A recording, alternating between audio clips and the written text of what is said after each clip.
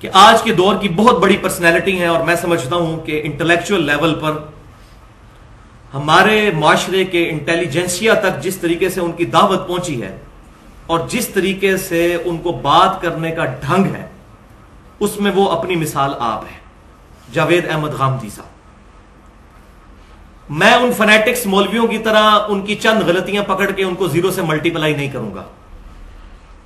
مولوی سارے بھی مل لیں اور ان کے خلاف کتابیں لکھ لیں، جو نوجوانوں کے دل میں ان کے لیے عزت ہے وہ ختم نہیں کر سکتے۔ لہذا کسی کی بھی غلطی کو غلطی کہنا چاہیے، اس کی ہر بات کو غلط نہیں کہہ دینا چاہیے۔ تو میں اگرچہ ان کی بہت عزت کرتا ہوں، میں نے بہت کچھ ان سے سیکھا ہے، لیکن جن معاملات میں ان کا ہمارے سلف کے ساتھ اختلاف ہے اس میں ہم ان کے ساتھ نہیں ہیں۔ غلطی کسی سے بھی ہو سکتی ہے۔ مثال کے طور پر دو عقیدے کے مسئلے ہیں جس میں مجھے ان سے اختلاف ہے۔ ایک وہ جو سنت اور حدیث کے اندر فرق کرتے ہیں۔ ہم اہل سنت کا منہج یہ ہے کہ سنت اخذ کرنے کا سورس تواتر نہیں ہے بلکہ حدیث ہے۔ تواتر کو بھی ہم مانتے ہیں اگر حدیث کے خلاف نہ ہو تو، اور وہ عملی تواتر کو پرائورٹی دیتے ہیں۔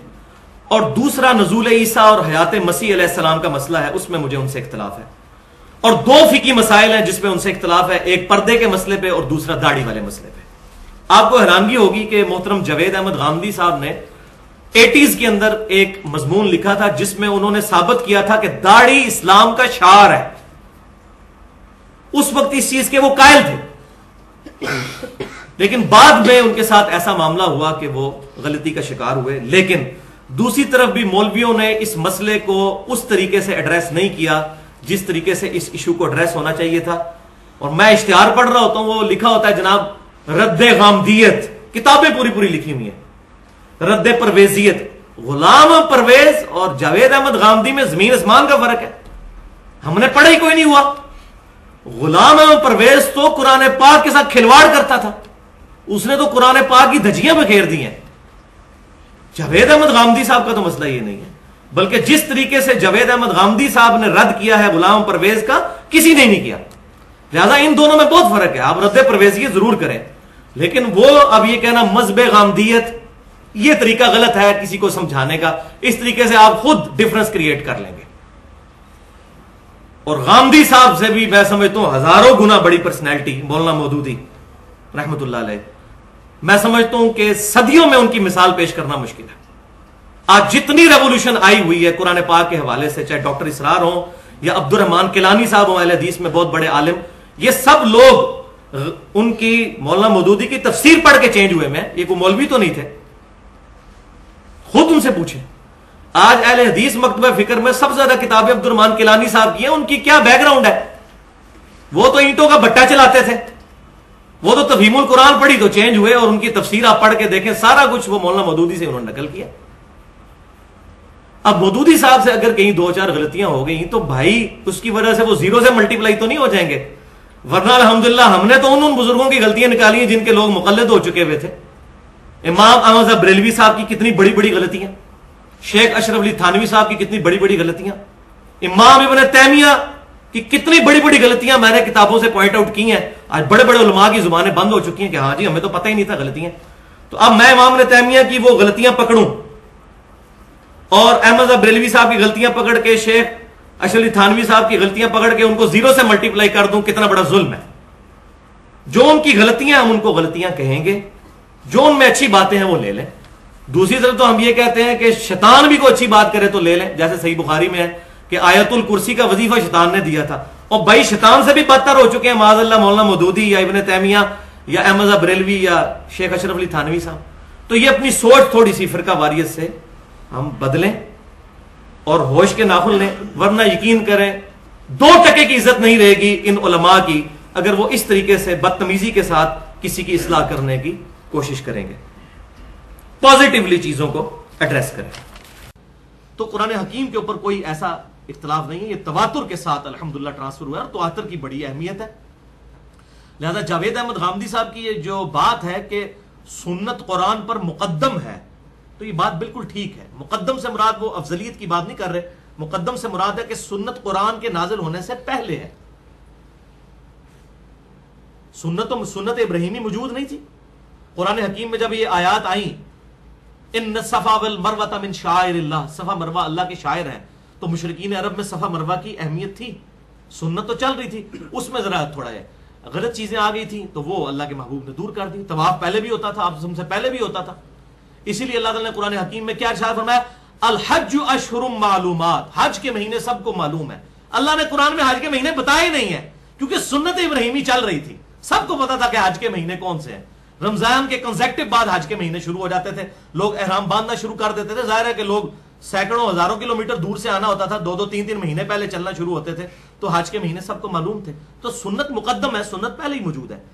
تو سنت اور حدیث کا یہ جو پارشل فرق تواتر کے اعتبار سے غامدی صاحب کرتے ہیں، وہ پارشلی بات ان کی درست ہے کہ سنت جو ہے وہ مقدم ہے، سنت چلتی گئی. پھر 30 صدی ہجری کے اندر پرٹیکولرلی آ کر اس پہ زیادہ ایفرٹ ہوئی کہ آپ صلی اللہ علیہ وسلم سے صحابہ نے سیکھی سنت، صحابہ سے تابعین نے، پھر تبع تابعین نے، نسل در نسل یہ سنت کا جو سلسلہ تھا اس کو 30 صدی ہجری میں آ کر اس کو کاپی کی فارم میں، ریٹن فارم میں محدثین نے حدیث کی شکل میں محفوظ کیا، سنت ہی کو محفوظ کیا.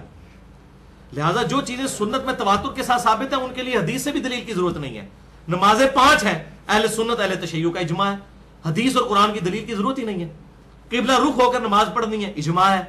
فجر کے 2 فرض ہیں، 4 ظہر کے ہیں، 4 عصر کے اور 3 مغرب اور 4 عشاء کے ہیں، اہل سنت اہل تشیع کا اجماع ہے. سفر میں قصر نماز پڑھنی ہے، 2 فرض پڑھنے ہیں، سوائے مغرب کے وہ 3 پڑھنے ہیں، اس پہ بھی اجماع ہے. تو یہ ساری کی ساری چیزیں اجماع کے ساتھ چل رہی ہیں. اجماع اور تواتر بہت بڑی دلیل ہے، کوئی شک نہیں ہے. لیکن جب اختلاف ہوگا، کچھ کہیں گے یہ تواتر ہے، کوئی کچھ کہیں گے یہ تواتر ہے، پھر قرآن و سنت پہ ان دلائل کو پیش کیا جائے گا تاکہ پتہ چلے کہ آج سے 1200 سال پہلے جو ہم نے صحابہ اکرام کا علم ایک جگہ ریٹن فارم میں، الذی علم بالقلم، اللہ نے قلم کے ذریعے علم سکھایا. آج دنیا بھی مانتی ہے قلم کے ذریعے علم کو جو ہے وہ سیو کیا جائے، جو اس وقت ہمارے محدثین نے کیا، پھر اس پر پیش کیا جاتا ہے. پھر پتہ چل جاتا ہے کس کا تواتر جو ہے وہ انڈیا پاکستان کے بزرگوں کا جاری کرتا ہے اور کس کا تواتر جو ہے قرآن و سنت کے ساتھ میچ کرتا ہے. اختلاف کی صورت میں ہم حدیث پر پیش کریں گے. یہاں پر ہم جو ہے وہ غامدی صاحب کو ریکویسٹ کرتے ہیں کہ آپ حدیث کے معاملے میں ٹالرنس کریں. ویسے وہ الحمدللہ حدیث کا انکار نہیں کرتے، غلام پرویز کا بھی بڑا سخت انہوں نے رد کیا ہے. تو جو پازیٹیو چیز کسی کی بھی ہے وہ ہم مانتے ہیں.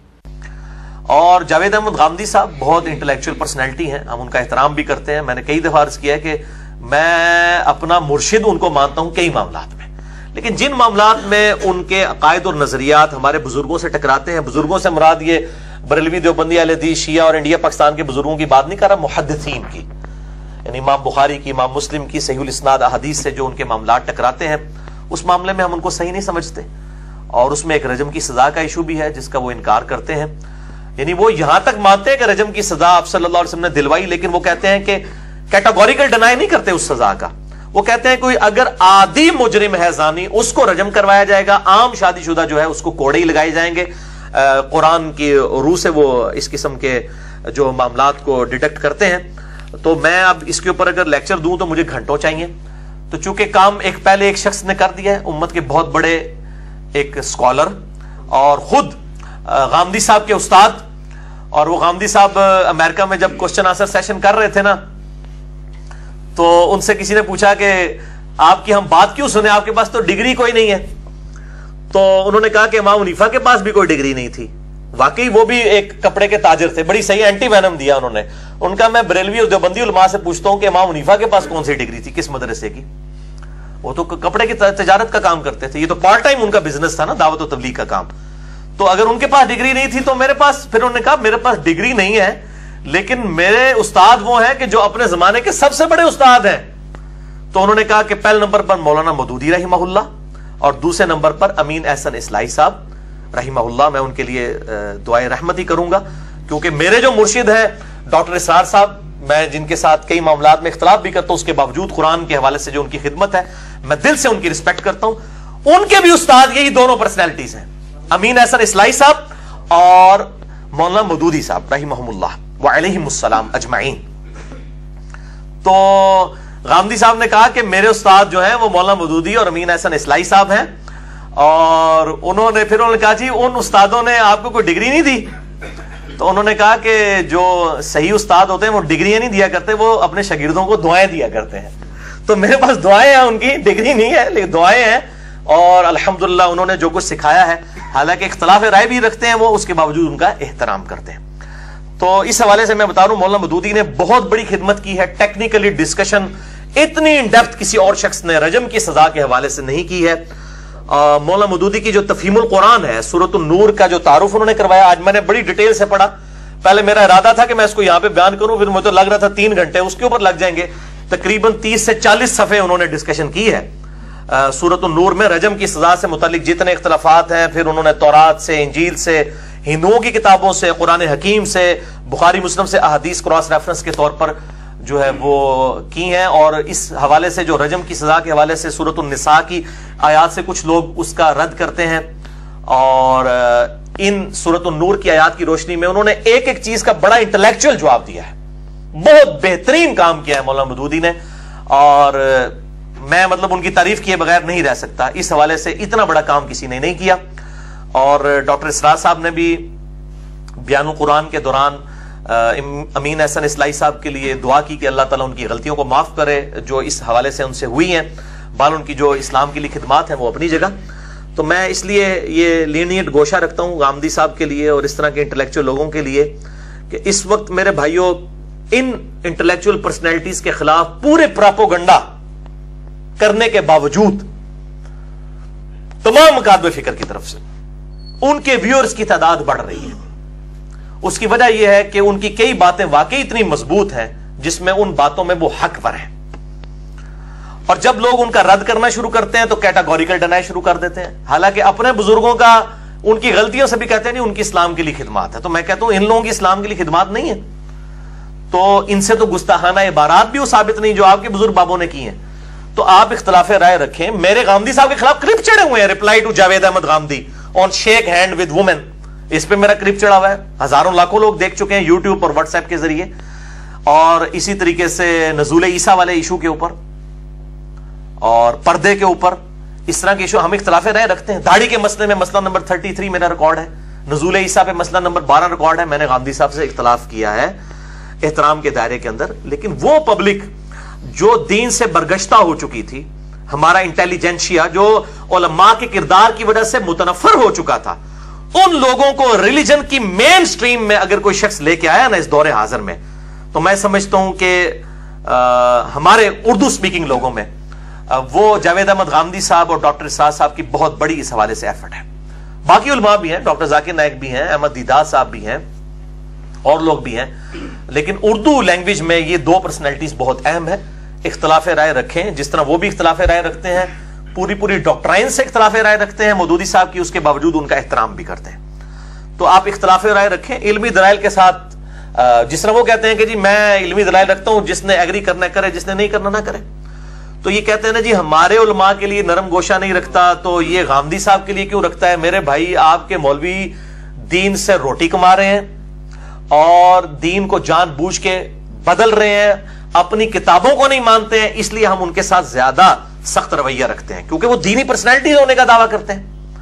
جبکہ غامدی صاحب کے اندر اس طرح کی چیزیں موجود نہیں ہیں. جہاں پر ان کو غلطی لگی ہے تو وہ تعویل کی غلطی لگی ہوئی ہے، یقیناً لگ سکتی کسی شخص کو. پھر وہ اینڈ پہ کہتے ہیں یہ میرا موقف ہے. وہ کسی کی تکفیر نہیں کرتے، کسی کو اسلام سے باہر نہیں نکالتے ہیں. لیکن باقی مکاتب فکر کے علماء جب رد کرتے ہیں تو باقیوں کو اسلام سے ہی باہر نکال دیتے ہیں، تکفیر کرنا شروع کر دیتے ہیں. لہٰذا اس حوالے سے اگر کمپیریزن کیا جائے تو پھر ہمیں ان کو بینیفٹ آف ڈاؤٹ دینا پڑتا ہے علماء کے مقابلے پہ. پہلے اپنی اخلاقی اقدار اور اپنا ایٹیچیوڈ غامدی صاحب والا کریں، پھر ہم سے توقع کریں کہ ہم ان کے لیے پازیٹیو الفاظ استعمال کریں گے. جب آپ کے اخلاقی اقدار گرے ہوئے ہیں اور آپ اس حد تک ہٹ درمی کا شکار ہیں کہ آپ جو ہے وہ قرآن و سنت کو واضح دلائل کو بدل دیتے ہیں اور فرقوں کے نام کے اوپر آپ مسجدوں کو الگ کر کے مسلمانوں کی تکفیر کر کے روٹی روزی اور قربانی کی کھالیں، فطرانے، چندے یہ اکٹھے کرتے ہیں، تو ظاہر ہے پھر آپ کس طریقے سے ان لوگوں کا مقابلہ کر سکتے ہیں. اپنے آپ کو پہلے ان چیزوں سے آزاد کریں، پھر آپ کو اس طرح کا ٹائٹل بھی دیا جائے گا. تو میں بات کروں کہ غامدی صاحب کے خلاف پورا پراپوگنڈا کرتے ہیں یا رجم کے اوپر. اب ظاہر ہے کہ یہ سارے کا سارا اب یہ بھی جو میرے کلپ چڑھ رہے ہیں یہ غامدی صاحب کے خلاف ہی چڑھ رہے ہیں بیسیکلی. تو میں ان کی پازیٹیو چیزوں کو پازیٹیو سمجھتا ہوں. ان کو بھی میں مشورہ دوں گا کہ تفہیم القرآن کو، اپنے استاد کی کتاب کو، قرآن کی اس تفسیر کو، اس کا PDF ہم نے ahlsunnatpak.com پہ بھی رکھا ہوا ہے، اس کو ایک دفعہ دوبارہ پڑھیں اور نظر ذہانی فرمائیں اس حوالے سے. اب باقی ان تمام چیزوں کے باوجود ہم ان کا احترام کرتے ہیں. 10ویں حدیث جامعہ ترمذی اور مسند احمد میں ہے، مشکات میں 3118 ہے کہ آپ صلی اللہ علیہ وسلم نے فرمایا جب بھی کوئی مرد و عورت، اجنبی مرد و عورت کسی جگہ پر ہوں الگ سے، تو تیسرا شیطان ان میں ہوتا ہے. بولے اعوذ باللہ تعالی. اور اسی کا ایک طریق سنن نسائی الکبریٰ میں ہے، مشکات میں بھی میں نے ڈھونڈ لیا ہے، 6012 نمبر حدیث، کہ آپ صلی اللہ علیہ وآلہ وسلم نے فرمایا کوئی شخص بھی کسی اجنبی عورت کے ساتھ خلوت نہ کرے ورنہ تیسرا شیطان ہوگا، اور جس شخص کو اس کی نیکی خوش کر دے اور اس کی برائی پریشان کر دے تو وہ مؤمن ہے. یعنی اس کی بھی نیچر پرورٹڈ نہیں ہوئی ہے اگر گناہ اس کے دل میں کھٹک رہا ہے، اور اچھائی کرنے سے اسے خوشی ملتی ہے. تو یہ آپ ذرا اسلام کا مزاج سمجھیں کہ مرد و عورت الگ نہیں اس طریقے سے ہو سکتے. بہت کریٹیکل ایشو ہے، اور اس اعتبار سے جو جاوید احمد غامدی صاحب، میں بڑی عزت کرتا ہوں ان کی، کئی معاملات میں اپنا استاد سمجھتا ہوں ان کو، لیکن بعض اوقات وہ اتنی عجیب و غریب قسم کی باتیں کر جاتے ہیں اور اتنی آزاد خیالی والی کہ نوجوان نسل کا قبلہ خراب کر دیتی ہیں باتیں. ان کا کلپ بھی چڑھا ہوا تھا کہ مرد و عورت آپس میں شیک ہینڈ بھی کر سکتے ہیں. اب اندازہ کریں، یہاں پہ تو کہا جا رہا ہے کہ علادہ نہ ہو، تو ٹچ کرنے والا معاملہ، پھر ان کا بھی خیر ایسا اس طرح قصور نہیں ہے، کیونکہ فقہ حنفی کی ان کے پھر مریدین نے اور ان کے چاہنے والوں نے اور ان کے شاگردوں نے فقہ حنفی کی بھی اس طرح کی باتیں نکال کے بتا دی ہیں. اب تو چاہیے نا جو غامدی صاحب غلط کہہ رہے ہیں وہ اپنے بزرگ بابوں کو بھی فقہ حنفی کے غلط کہیں، کہ جنہوں نے اس قسم کے مسائل لکھے ہوئے ہیں. ہم تو دونوں کو غلط سمجھتے ہیں. اور اس کانٹیکسٹ میں ایک بڑی رکت انگیز حدیث ہے، سنن طبرانی میں صحیح سند کے ساتھ، انٹرنیشنل نمبر کے مطابق 486 نمبر ہے، جز 20 اور صفحہ 212 پر، کہ آپ صلی اللہ علیہ وسلم نے فرمایا کوئی شخص کسی غیر محرم عورت کو ہاتھ لگائے، یہ اس سے بدتر ہے کہ اس کے سر میں لوہے کی کیل ٹھونک دی جائے. یعنی لوہے کی کیل کسی کے سر میں ٹھونک دی جائے، اس کی وہ تکلیف نہیں ہے جو اس چیز کا عذاب ہونے والا ہے کہ کوئی شخص کسی عورت کو، غیر محرم عورت کو ہاتھ لگائے. مسند احمد میں حدیث موجود ہے، عائشہ رضی اللہ تعالیٰ عنہ کہتی ہیں نبی صلی اللہ علیہ وسلم نے کبھی بھی کسی غیر محرم عورت کو ہاتھ نہیں لگایا، بیعت کے لیے بھی نیور. اور آج کل آپ پیر اور مریدنیاں ان کی، اور پھر وہ دیکھیں ہاتھ پھیر رہے ہوتے ہیں، بلکہ اب تو پتہ نہیں یوٹیوب پہ کیا کیا ویڈیو ہیں، اب تو پتہ نہیں وہ معانقہ اور کہاں تک باتیں پہنچ چکی ہوئی ہیں، اور میڈیا نے یہ سارے ان کے چٹے بٹے کھول دیے، اور لوگ بڑے وہ کہہ رہے ہوتے ہیں نہیں یہ جعلی پیر ہے، اصلی پیر اس طرح کے نہیں ہوتے. دیکھو بھائی، پیری مریدی کا جو سسٹم ہے وہ پورے کا پورا ہی فراڈ ہے. جعلی اور اصلی والی کون سی بات ہوئی؟ ایک چیز ہے ہی غلط ہے، وہ جعلی، یہ وہی بات ہے اچھی بدعت اور بری بدعت. تو میرے بھائی جڑا کٹو گے وہی لال ہے، جو کھل جاتا ہے اس کا پتہ چل جاتا ہے. جس کا عورتوں کے ساتھ انٹریکشن اس طرح کا ہوتا ہے وہ معاملات ادھر تک پھر چلے جاتے ہیں. بولے اعوذ باللہ تعالی. تو یہ اسلام کا مزاج سمجھے.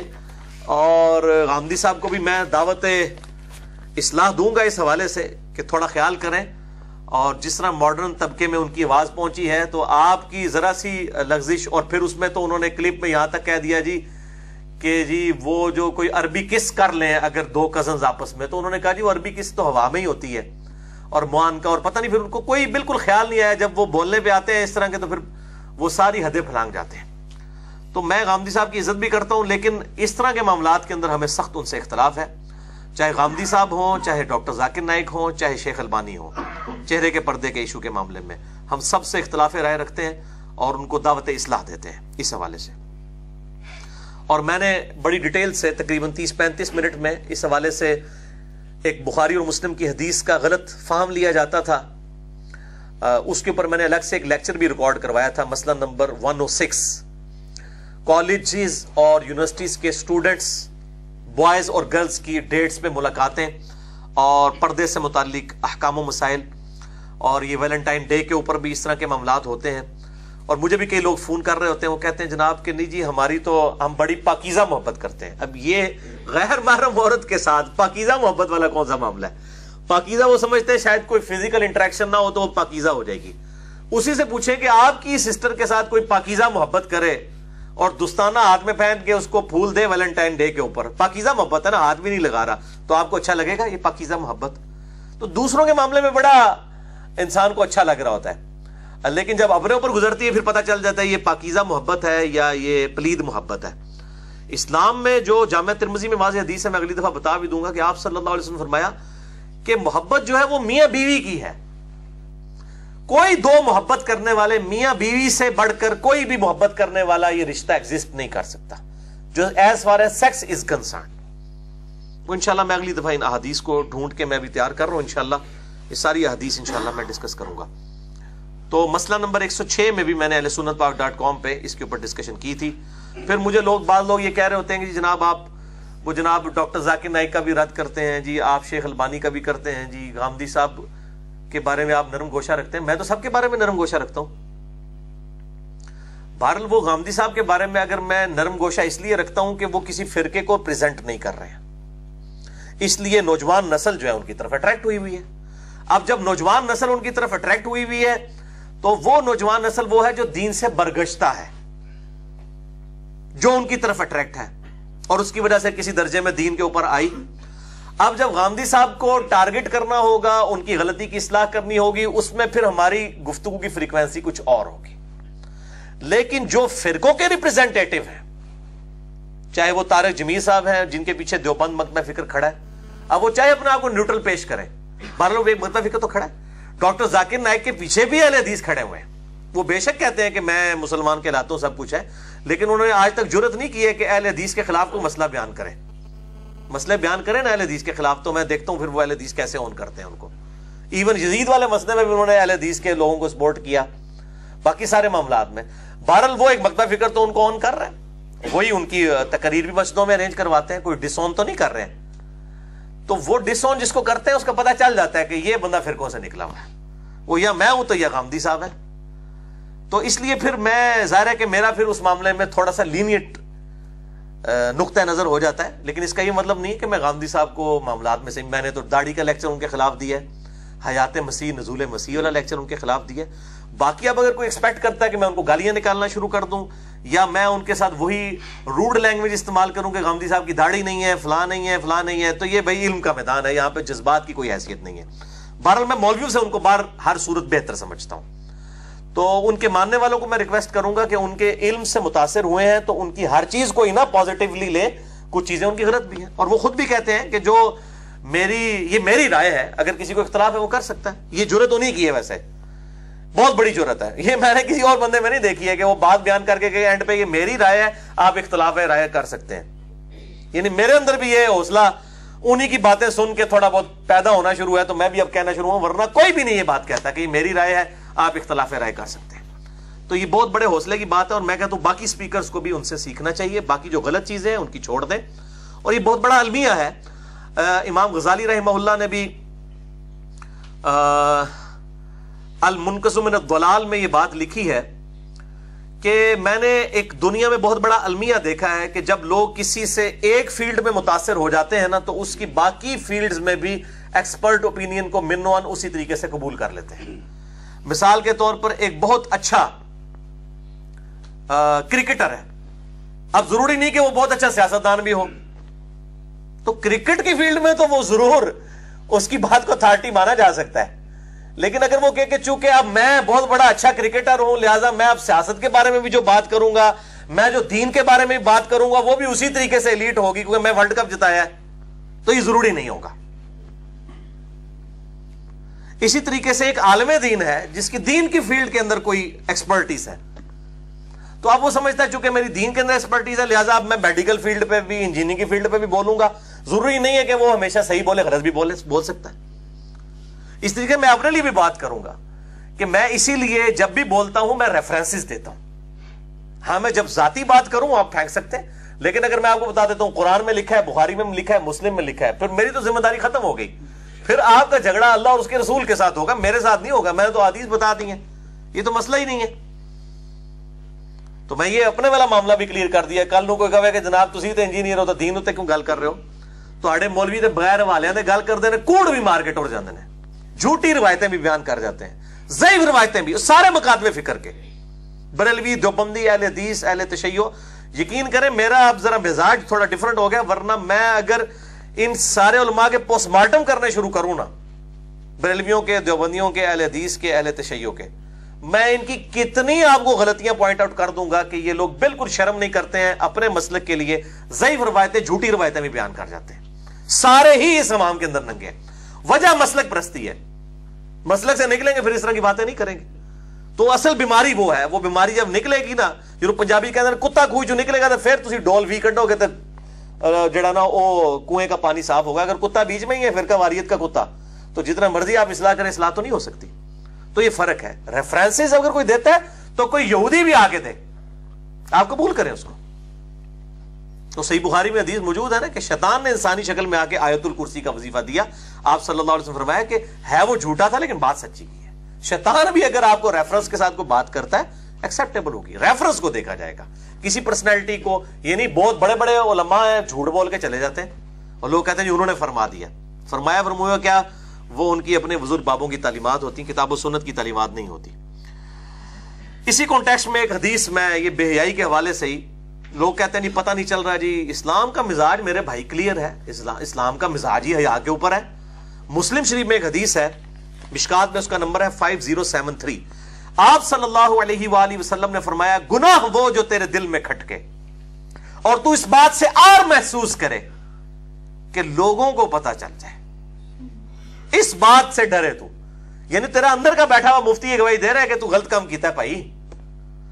جب تو ڈرے نا کہ لوگ اس پر مطلع نہ ہو جائے. مجھے بھی کئی لوگ فون کر کے پوچھ رہے ہوتے ہیں جناب یہ جائز ہے کہ ناجائز, تو میں آگے سے یہ تو نہیں کہتا کہ جائز ہے ناجائز, میں کہہ رہا تسی کیا کہندے ہو اے جی غلط ہی لگتا ہے. تو میں لوگوں کو پوچھتے پہ ہو, میرے لیے اس لیے مجھ سے اس لیے پوچھ رہے ہوتے ہیں کہ جناب انجینئر محمد علی مرزا صاحب ہمارے گناہوں کا بوجھ اٹھا لے, یہ کسی طریقے جائز کہہ دے تو بس ٹھیک ہے. جس طرح آج بھی وہ کہتے ہیں جی مفتی صاحب نے فرما دیا ہے, انہوں نے فتویٰ دے دی ہے. جی فتویٰ آ گیا, فتویٰ ہے وہی نازل ہو گئی ہے. فتویٰ کہتے ہیں ایکسپرٹ اوپینین کو, کسی کا ذاتی خیال. فتویٰ تو چاہے آج کے کسی عالم کا ہو, چاہے آج سے 1400 سال پہلے کسی شخص کا فتویٰ ہو نبی صلی اللہ علیہ وسلم کے علاوہ, اس سے علمی دلائل کے ساتھ اختلاف ہو سکتا ہے. امام مالک رحمہ اللہ فرمایا کرتے تھے قبر رسول کی طرف اشارہ کر کے کہ اس صاحب قبر کے علاوہ دنیا میں کوئی اور ایسا شخص نہیں گزرا کہ جس کی کچھ باتیں مقبول اور کچھ مردود نہ ہو, سوائے اس شخص کے اس کی تمام باتیں جو ہیں وہ مقبول ہیں, مردود کوئی نہیں ہے. اس شخص کے علاوہ ہر شخص سے اختلاف کیا جا سکتا ہے دلائل کی روشنی میں. علم کے میدان میں جذبات کی کوئی حیثیت نہیں ہوتی. کسی کا علمی یا اپنا جو دین کے اعتبار سے مرتبہ اپنی جگہ, لیکن علمی دلائل کے ساتھ اختلاف رائے اس کے ساتھ ہو سکتا ہے. یہ بڑی اہم بات ہے. اسی کانٹیکسٹ میں ایک جامعہ ترمذی میں حدیث ہے, مسند امام احمد میں بھی ہے اور مشکات میں 2773 ہے. سیدنا حسن ابن علی رضی اللہ تعالی عنہما کہتے ہیں, نبی صلی اللہ علیہ وسلم کے نواسے وعلیہ السلام, وہ کہتے ہیں کہ میں نے خود نبی صلی اللہ علیہ وسلم سے ایک بات سن کے یاد رکھی ہے کہ جو چیز تمہیں شک میں ڈال دے اسے چھوڑ دو. سچائی اطمینان دیتی ہے اور جھوٹ شک پر مبنی ہوتا ہے. سچائی وہ آپ کو اندر سے بتا رہی ہوتی ہے یہ سچ ہے, اور جھوٹ جو ہے وہ آپ کو شک میں ڈال دیتا ہے. یہ بڑی اہم چیز ہے. اس لیے میں یہ کہا کرتا ہوں اکثر کہ دنیا کے کسی بھی معاشرے میں آپ چلے جائیں, جھوٹ بولنے کو برا اور سچائی کو اچھا سمجھا جاتا ہے. کسی کو دھوکہ دینے کو برا, کسی کے ساتھ خیر خواہی کو اچھا سمجھا جاتا ہے. یہ ہماری انسٹنکٹ کے اندر ہے. تو یہ دونوں احادیث مسلم اور جامع ترمذی کو اسی کو سپورٹیو ہیں الحمدللہ.